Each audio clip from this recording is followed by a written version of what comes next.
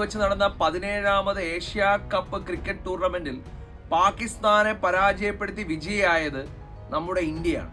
Asia cup ക്രിക്കറ്റിന്റെ 41 വർഷത്തെ ചരിത്രത്തിൽ ആദ്യമായാണ് ഇന്ത്യയും പാകിസ്ഥാനും ഫൈനലിൽ എത്തിയത് എന്ന പ്രത്യേകത കൂടി ഇത്തവണത്തെ ഏഷ്യ കപ്പ് മത്സരത്തിനുണ്ടായിരുന്നു. പാകിസ്ഥാനെ 5 വിക്കറ്റിന് പരാജയപ്പെടുത്തിയ ഇന്ത്യ 9ാം തവണയാണ് ഏഷ്യ കപ്പ് ക്രിക്കറ്റ് കിരീടം ചൂടിയത്. ദുബായ് ഇന്റർനാഷണൽ സ്റ്റേഡിയത്തിൽ വെച്ച് നടന്ന ഫൈനൽ മത്സരത്തിലെ താരമായി മാറിയത് തിലക് വർമ്മയാണ്.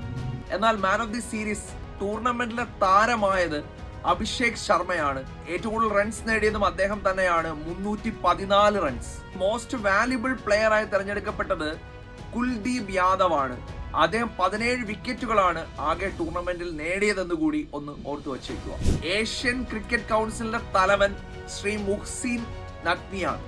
അദ്ദേഹമാണ് പാകിസ്ഥാന്റെ ആഭ്യന്തരമന്ത്രി.